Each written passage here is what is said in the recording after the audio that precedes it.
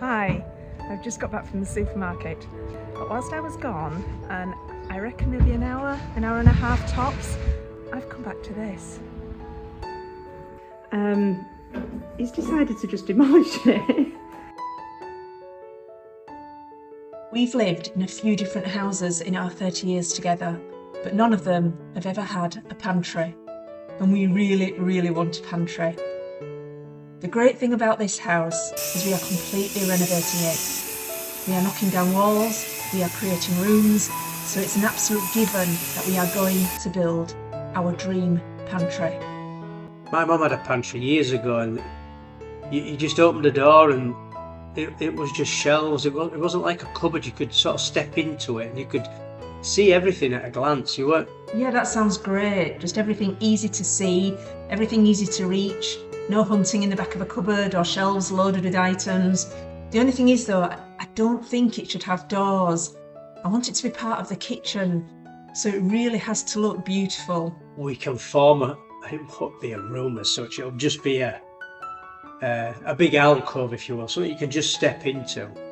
I think the dream for me is just a really well-lit space. I love to cook, so all my glass jars filled with herbs and spices. I think the design, the products and the materials are going to take quite a lot of discussion, but we're really excited to start now. This is a shutter for the header. That's basically going to hold this roof timber up. Now I know I've got to repair this, that's not a problem, but underneath this I've got to create a concrete lintel, reinforced with the steel, which is just over there. That's cut to length, yeah. So that's going to reinforce my lintel. And it's just, I've made it a bit hard for myself by not taking this wall out, but I can tuck it under and I can get it all fixed and braced up and screwed up. But it's proper belt and braces because I've got to mix this concrete sloppy to enter and fill this void. So if there's any chance of it wanting to escape, it will escape. So I've got to make sure that there's extra little supports at the back of what board's going to go here. You probably can't see that. This piece here for example, is screwed on sufficiently enough for this board, the face, to go behind it, which will also be screwed up and screwed that way. But it's just extra support at the back of it all. And it's just to create a mould for a lintel, but we want it to be level, we want it to be strong. So it's 80% of doing this lintel is making the shutter right. Okay. And then it's half an hour of my shiny new mixer. Fabulous. And you're very clever, darling. I won't say clever, it's kind of... Well, you will be if it works. Oh yeah, okay, well, give me that credit if it works. Right, I'm taking off a bit of wood.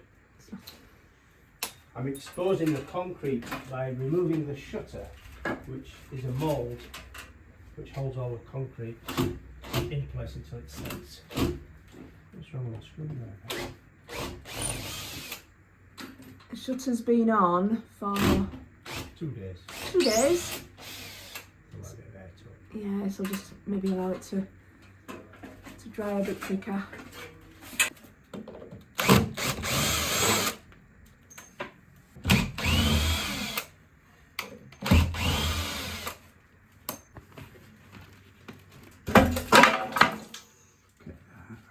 Wow. All the way along, managed to get it. That little piece there, Yeah. I drilled a hole through the shutter because I was pouring in here the mix and I really needed to know if it had reached that end. You couldn't tell. So if I did that, I vibrated it plenty to shake it on, push it on with my stick, spent some time doing that, and it worked. It came out of there, so it proved that it's fastened all that lot up there. So I've still got this to mend, which is a problem. A couple of blocks to put in, and then that end of this structure is safe again. This will knock out now. That's the bit I was worried about. That's great, is that? Spot on. Fantastic. I feel like I should sign it. I think you should. It's time. We are splitting the knocking through into 3 parts. We've got the kitchen extension here, the pantry here, and at the other side of this wall we are knocking through to the lounge. We are starting with the Pantry. Okay. Head is set. It's been there 3 days now. The wall's finished, albeit there's a little bit of pointing to do at the top. This can come out. It's cut 3 inches deep, so it's not deep enough, but it should break out I'm going to say fairly easily, but it'll still take some getting out. A mad hour. A mad hour. Okay, off we go.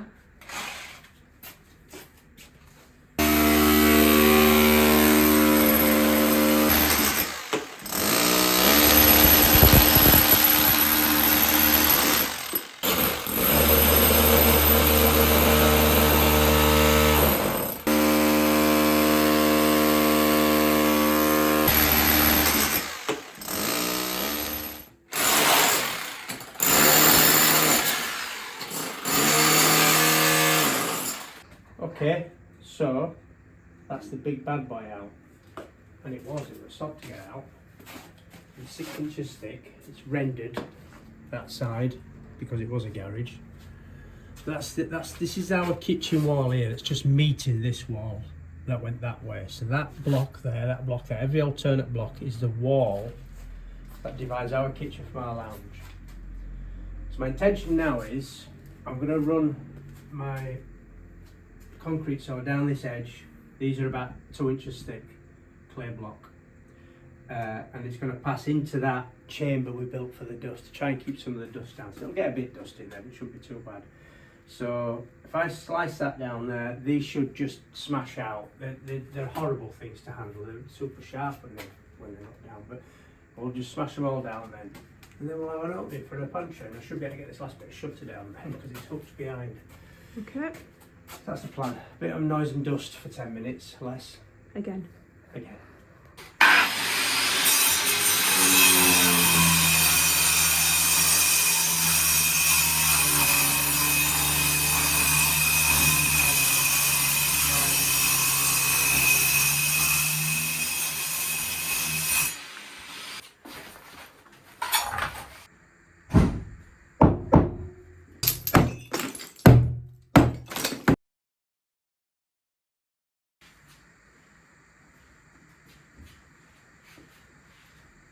Just about to take out the chamber we put up to contain the dust.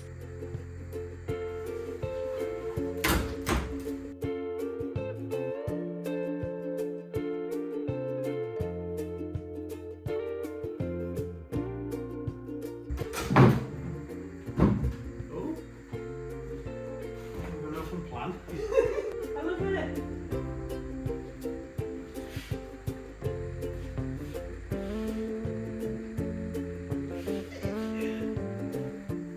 That one through to the kitchen extension, the second one the pantry, and the third one the new hallway.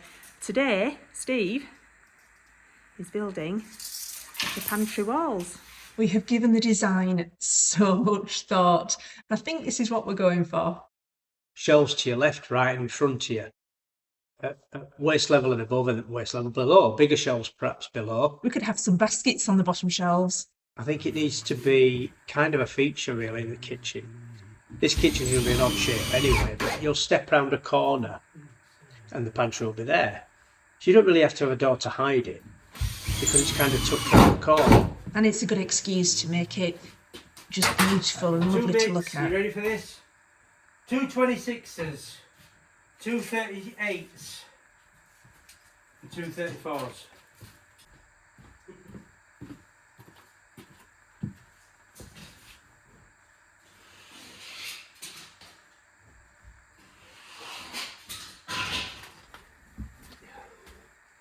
So I'll try and...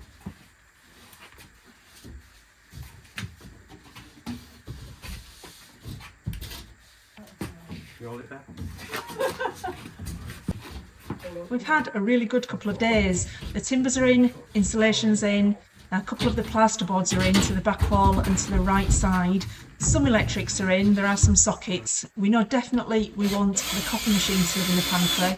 We just need to start thinking about the lighting now. Maybe illuminated shelves above. LED strips now are fantastic. What you can get and set up for quite a small budget as well. It doesn't cost a lot to do that kind of thing. It's more effort and thought. I have seen though, I don't know if it was on TV or on Instagram, of somebody going into their pantry and it was just this instant light everywhere.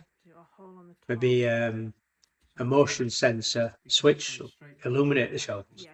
underneath. Oh yeah, that's a great idea. And I guess if you're going in there, you're going looking for ingredients for your meals, so your hands are going to be full and you don't want to be struggling to switch off the light. So a decision has been made. We are having LED lighting to each shelf with a motion sensor. We just need to go find a shop now that can give us a quote.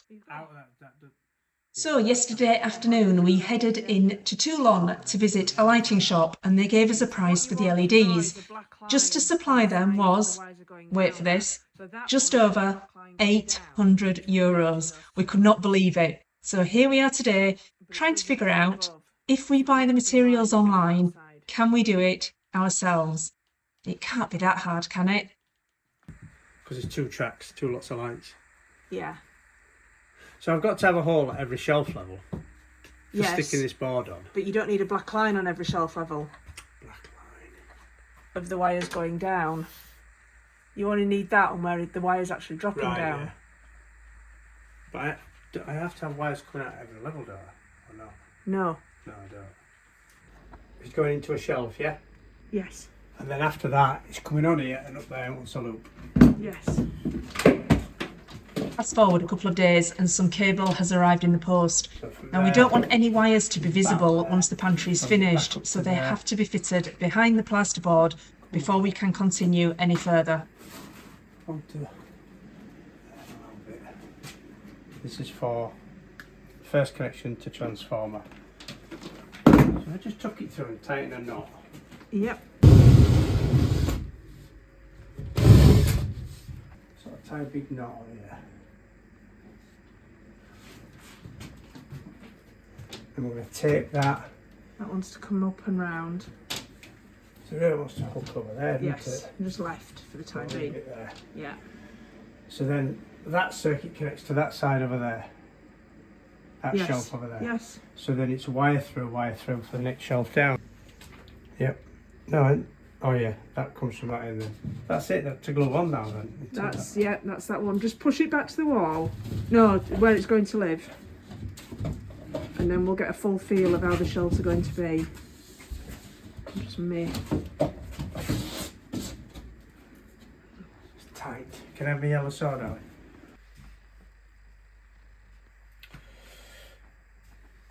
$12 supply, To each shelf, we think.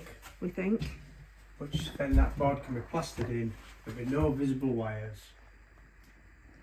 They're in the sheathing but they're not in a conduit, but that doesn't matter because they're only 12 volt. I just hope we've got enough room to fit clips on. I think we will have. So the idea is, Stick them boards on. here, that's where the shelves are going to be.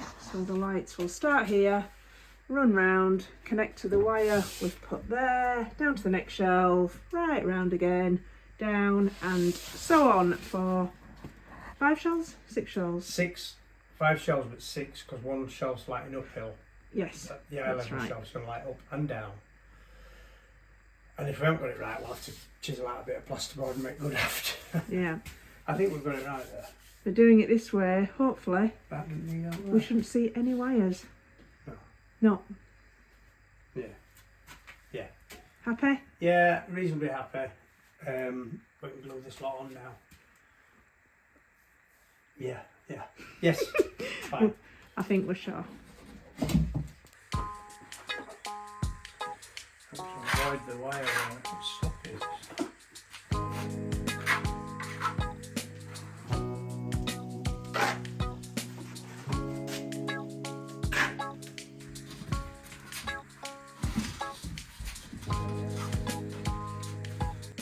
We've got all the wires through the plasterboards now.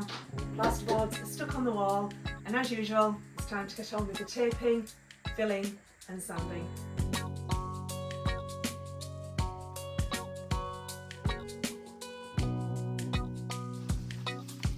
Yes. I need a corner bead Right. on here. Yeah.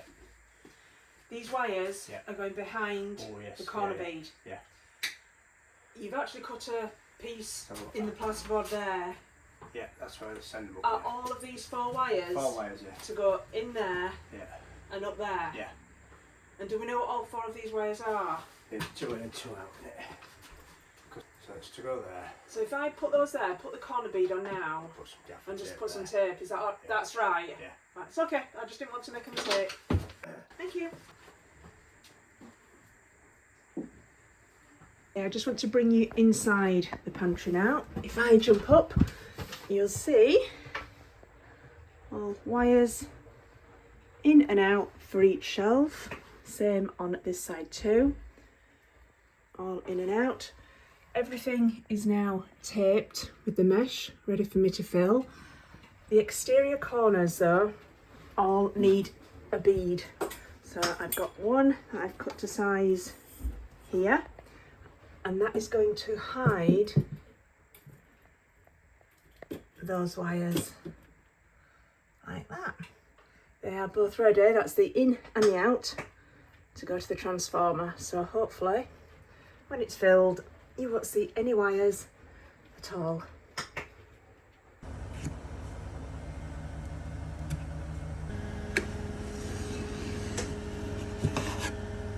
Now we finally feel to have a room. We need to start thinking about the shelves. We have still got some Coca-Cola left, which is quite a rich, exotic wood, quite a rich mahogany kind of timber. We'll need plenty of oil on it to withstand storage jars being dragged in and out onto it. That could look good with a bright white LED strip lighting it up.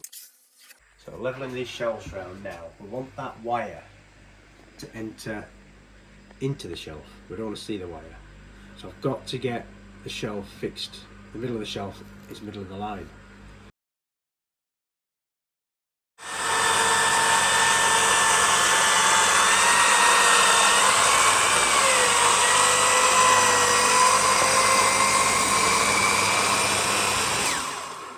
So we're here in at the workshop, Steve's Steve's workshop. It's freezing. It's freezing. That is his sawdust burner. Keeps me toasty. So one of the reasons we're here, up in the cold north, is because we've got machinery in a workshop here, and we can cut this stuff up. This is the Coca-Cola wood, which we've used quite a lot of now. But look, that's lovely grain, is that? Again, really nice.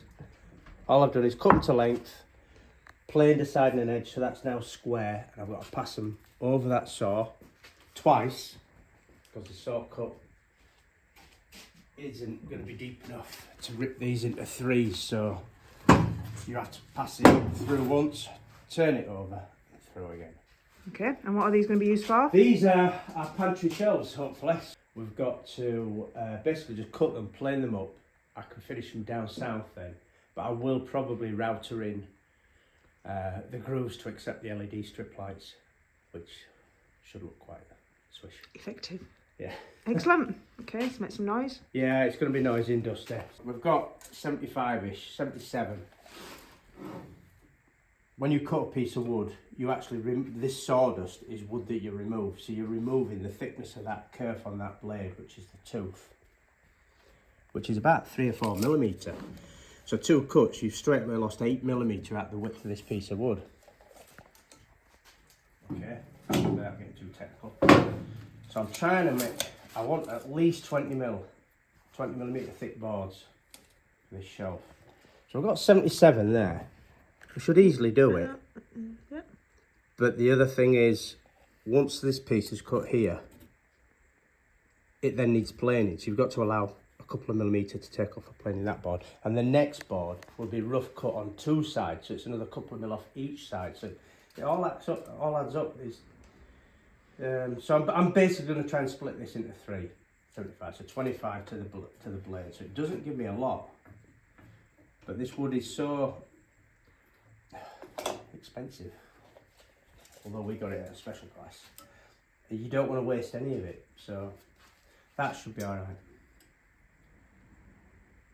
Maybe a bit more. As long as we can finish at 20, that gives us, we should but just about be all right. We'll do a tiny bit less. Because they are only, I think that's 14 centimetres we said, didn't we? Just a tad under, yeah. It's actually that big and thick and sticky, so. Okay. Gonna make some noise now. Extraction. It fills my bag full of fuel for the fire.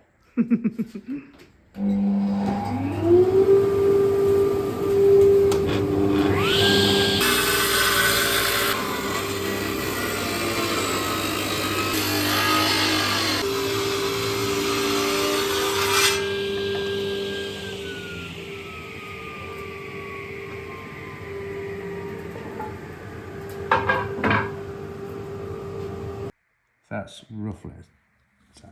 They're all going to be routed out like that for the lights. But one, so I'm going to have to watch my depth because it's actually 19mm. How deep should we do the thing for, like 3mm, 4mm? The actual LED strip is not exactly any. If I do it 4mm and that true. one 4, you see my point, don't you? Yeah. 8. But that's only one shelf. That still leaves 11 there. Up and down. Yeah, it is only one shelf. So that still leaves 11 there. I think that's fine. It won't make the shelf too weak. Or... No, because it's joined there. You know, so it can't possibly snap. You know, that's the weak point, say there-ish. Okay. Or only on one shelf, and when it follows on there, it can't snap. You know, that's going to be glued together with the joint. Might have glued together with the joint. That makes sense. Okay.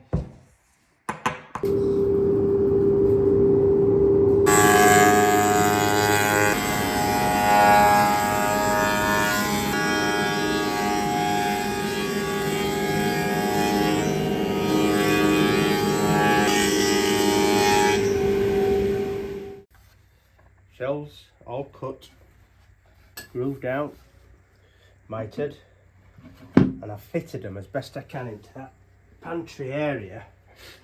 So now what I've got to do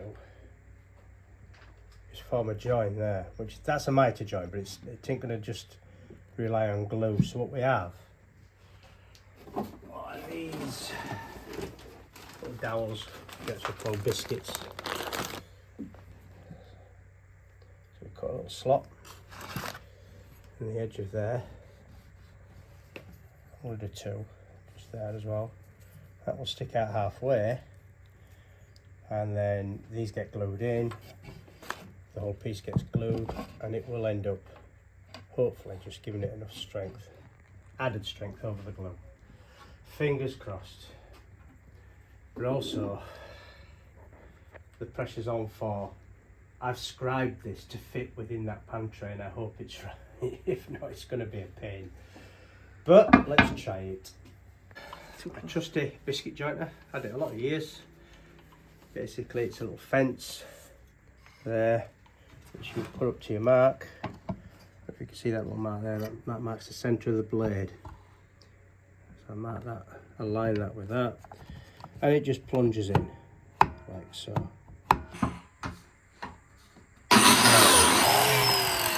One.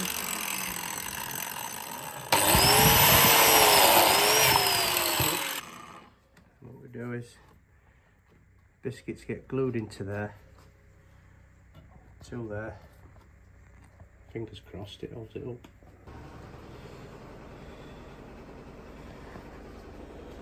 Thing is, for these biscuits, they're made of pressed beech, which we kind of would, but they're pressed, and this is a wet glue. PVA is called a wet glue, or known as a wet glue, and these biscuits absorb the moisture and they swell up, giving you quite a good tight joint in theory. What I'm trying to use is these 3 walls as like a guide for clamping, if you will. It's difficult to cramp a horseshoe shape without it bending in. We're spending more time on the position of the shelves than we probably should be. We want to use the glass storage jars, the ones with the rubber seals. I know IKEA sell them at such a good price. So it's like a visually attractive thing where you can see all your rice and flour and coffee and tea and such. I think the colour, the different things in the jars you get would look attractive if you could physically see them. I know they do a few sizes of jars, so that'll determine how high you have the shelves. Perhaps you have the taller jars at the top, or would they be too heavy to handle down? Yeah, it's true, they might be. Some of the wooden crates, we've done them before. To go on the Quite floor. attractive, put the veggies in, that kind of thing. Obviously, one crate for snacks. All of us crisps and nuts. Absolutely. So after much discussion, we think we now know where the shelves are going to go. All glued up and sanded. I've just primed the other side, so it's Danish oil with a little bit of white spirit in for the first coat. That's what it recommends, that's what I've done. So hopefully it'll give us a really good waterproof finish, because it is in effect a worktop, isn't it, to a certain extent.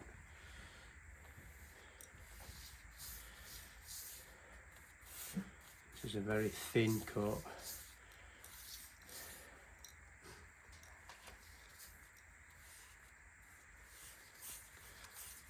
It's dry. It probably takes 24 hours to dry this stuff, but maybe even longer in this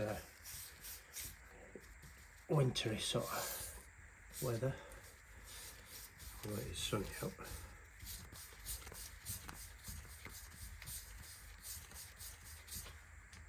Get a good idea of the colour. Flash really for a worktop, isn't it? It's going to look lovely against the white wall.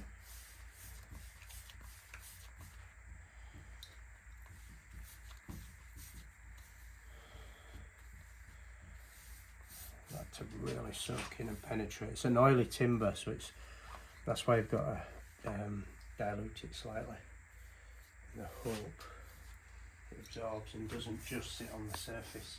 That's why we don't use varnish, because varnish is just a plastic skin when it's on. This is an oil. Danish oil does soak in. There are some varnish elements to it, but it does absorb into the timber far better than varnish. Very satisfying, this bit. But I think it'll take a day and a half or so to dry, well, at least.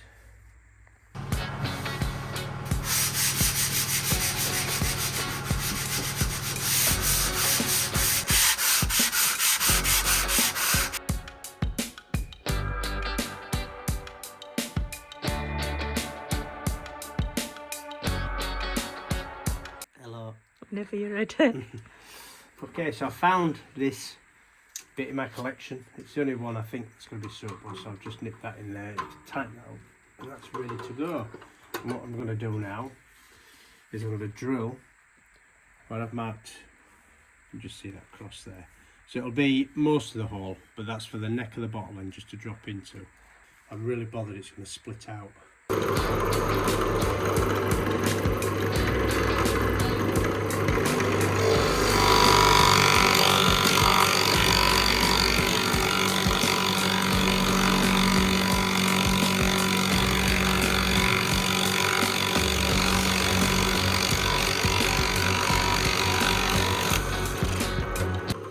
Quite neat, I'm pleased with that.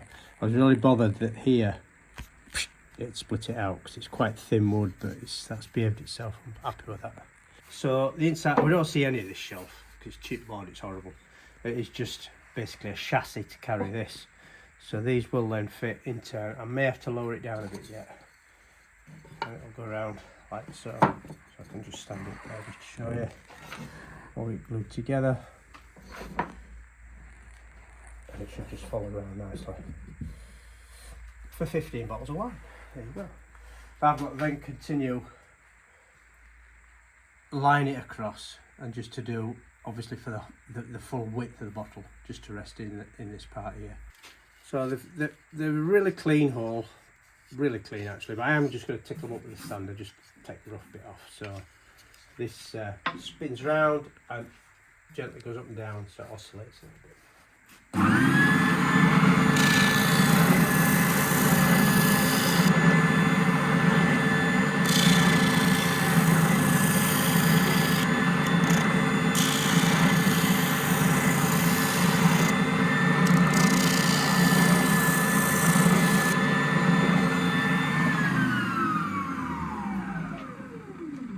Not bad.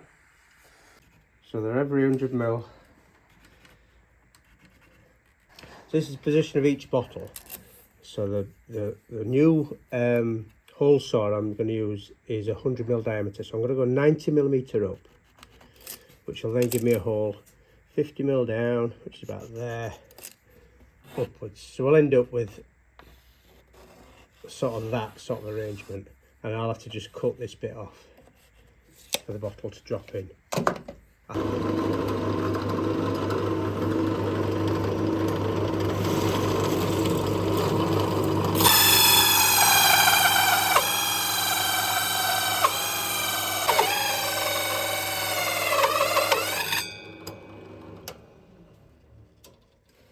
Turn it over.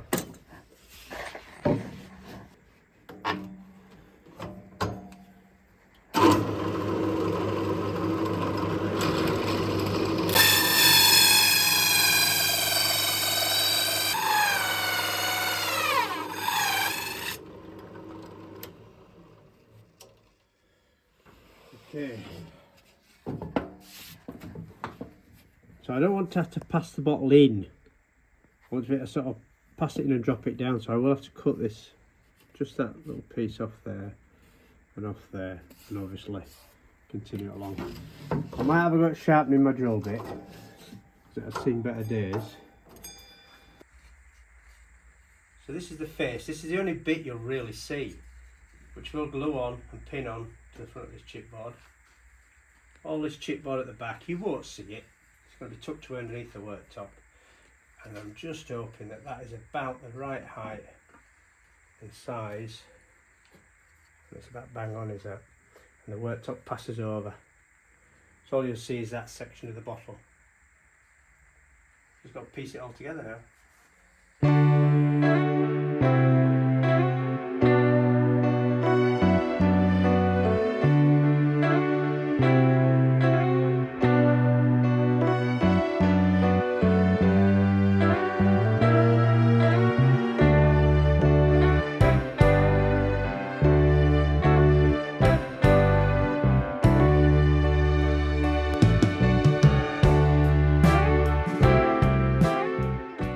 It is LED day. I have finished filling, sanding and painting, so I can now finally fit the LED light strips to the beautiful shelves that Steve has made. So we've got 4 shelves and 1 worktop and 20 meters of light strips. I think it's going to be quite fiddly, it's going to be quite time consuming, but I'm really looking forward to doing it. To do this, we have bought 4 times 5 meter strip lights, a power supply unit, because with such a long length of LEDs we don't want to experience any voltage drop, connectors for the ends and the corners, we've got quite a few of these, and the wire. I'll put links to all of these in the description below. I've got my workstation prepped, so let's go. Just working his head around getting these strips fitted into these shelves before we install the shelves. We wanted just to test, it's that way, yeah. Test these strips to see what effect they do give off. So we bought 2 6-volt batteries, and after searching the internet on how to wire it up properly, this is how you do it. So one battery, it goes from the negative to the positive. Then you have 2 empty terminals, one's positive, one's negative. That's called in series wiring, and it gives us 12 volts from 2 6-volt batteries. So it's just a handy thing. We've got a bit more LED work to do after this, so it was worth investing. And I think, all being well, if we touch that onto there and onto here, yes. So it is a nice light. It's not dotty, is it? No, it's a good light. It's a good strip light. So we can test each shelf now as we're putting them in. I mean, we could have probably done something with the transformer, but we'll get to that later.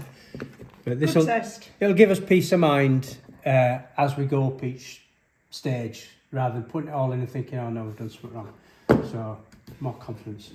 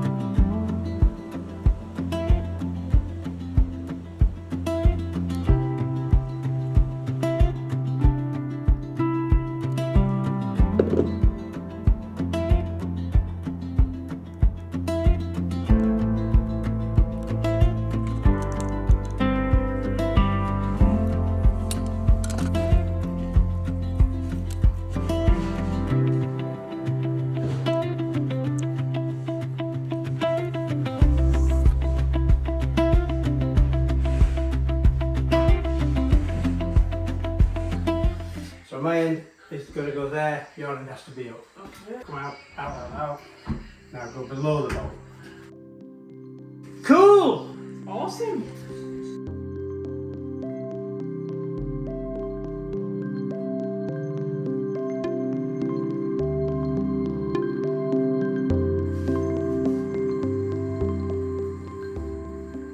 So the light strip is now fastened onto the underside of every shelf. So now we can connect it with the wires that we put into the wall when we were plasterboarding.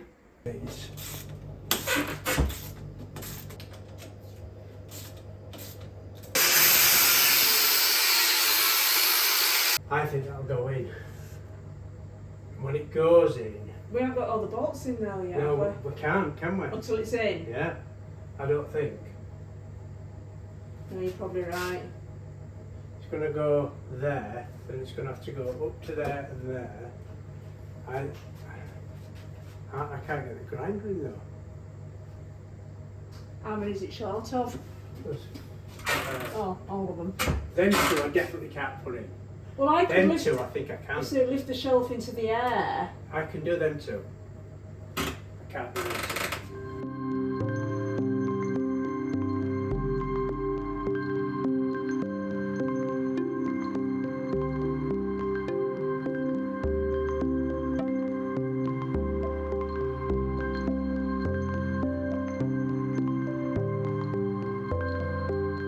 Yes. Okay, so we're going to make some crates for the pantry. I've made this jig because we've got, what, 6 crates to make. So I'm hoping this jig's going to help me space them all out. So what we've got is 4 posts for each crate. I'm going to put a post and another post just in there, which will carry these rails. And if I just push that up to the screws, it just leaves the little top there, and then we just need to space these out down here, glued and pinned on with my stick of wood just to help me space them out. Tack, tack, tack with a nail gun and a bit of glue. 2 of these, and then we'll stand them up and put the longer pieces on. This one's obviously cut out for a bit of a handle to pull it in and out. And then I've beveled the top of the post, so if you can see that, just to make it a little bit neater. They're all beveled, all cut to size, all rounded off, ready.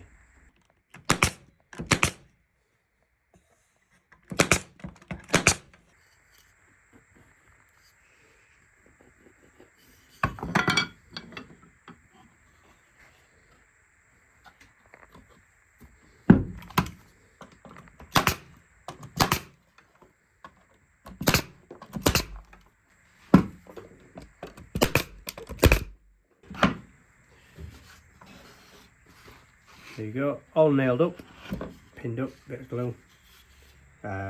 It's the glue that holds them together. The pins are basically told it temporary, but it's the glue that does all the work. Left a little bit of a lip at the bottom, which that'll be the bottom, just for the bottom board to tuck under. That's it, that's one end. Ends all fastened, all done. 4 baskets, 8 ends. Now we're going to do the front, I suppose you'd call it. Don't need the space, so we don't need a jig this time, because we're just going to follow where these other lats are. We just have to keep an eye on keeping it square. So when we've glued it all, we need to just to check with the tape measure. Good quality PVA, splurge it on, wipe it off after.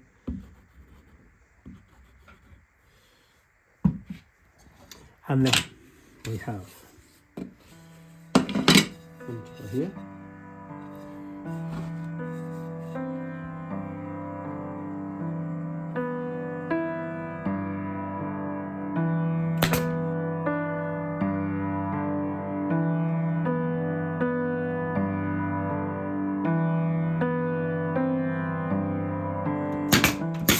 And the bottom.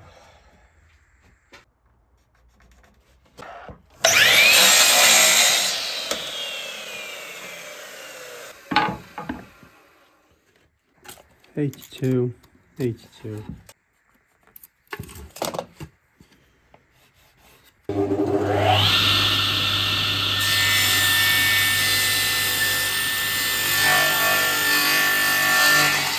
To extend the bottom, I need to glue these two pieces together.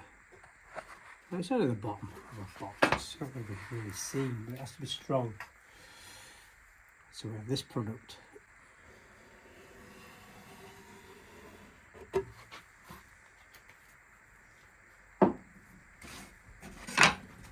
Two parts. This goes on the other piece.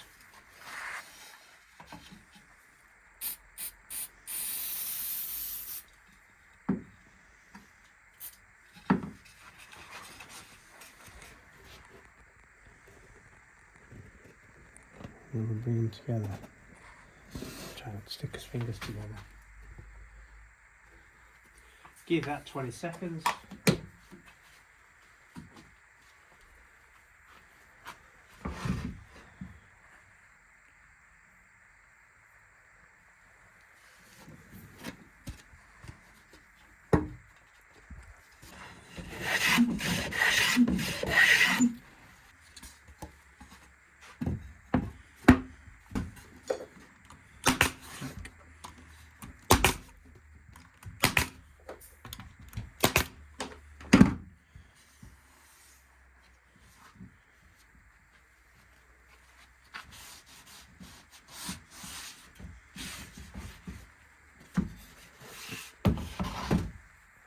There you go. Just to sand up now. Sand up this, we'll get all this glue off. It should look beautiful.